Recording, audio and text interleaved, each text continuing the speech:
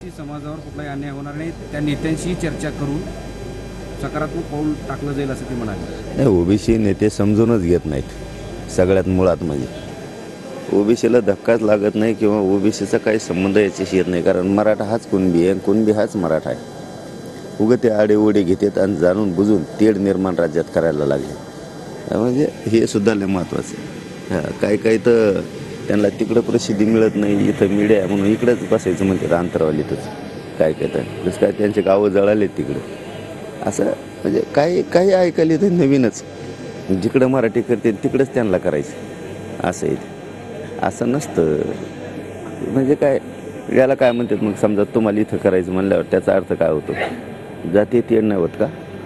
मुद्दाम तुम्हाला जातीय तेढ निर्माण करायचं आणि नाव आम्हाला ठेवता जातीवादी आहेत म्हणून आम्ही, आणि तुम्ही म्हणणार इथं बसणार आम्ही तिथं बसणार आम्ही.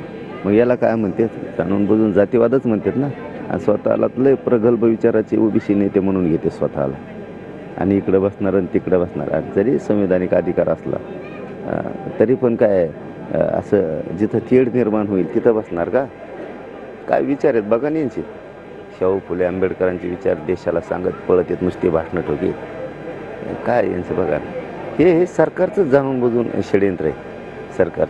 सरकारने आणखीन एक काल परवा षडयंत्र केलं आहे सरकारनं. आम्ही मुख्यमंत्र्याला खूप चांगलं मानतो आत्तापर्यंत, इथून पुढेही मानणार आहे शिंदे साहेबाला.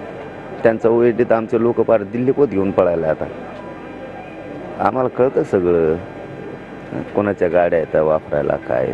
आता नवीन काय षडयंत्र रचलं आहे मुख्यमंत्र्यांच्या ओएडीनं काय माहीत. आता दिल्लीला जायला लागलेत आमचे काय बांधव. आता त्यांचा काय दोष नाही, त्यांना बकरा करायला लागले.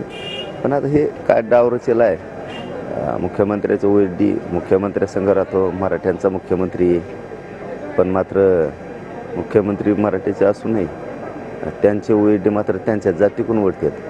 हसून खेळून गोड बोलतात, पण कार्यक्रम प्रत्येक वेळेस मराठ्याचा लावतात. 2-4 वेळेस झाले त्यांचं आता असं, एकदा दोनदा नाही. कशाला त्याला म्हणा त्या मुख्यमंत्र्याच्या ओएडीला तेल होते तो मराठ्याच्या अन्नात गपचीप. आता तर आमचे लोक दिल्लीपर्यंत न्यायला लागले षडयंत्र. काय रचून आणलं काय नाही कळन, थोड्या दिवसात उघडं पडल 100%. सगळ्याला सगळं माहीत असते, कोण कुठं जातो, कोण कुठं उतरतो, विमानतळावर जायला कोणाच्या गाड्या आहेत, आणून नेऊन सोडायला कोणाच्या आहेत, कोण कोण सोबत आहेत. मुख्यमंत्र्याला तर आम्ही खूप चांगलं मानतो ना. आम्ही षडयंत्र काय आहे आता उघडं पडेल ना.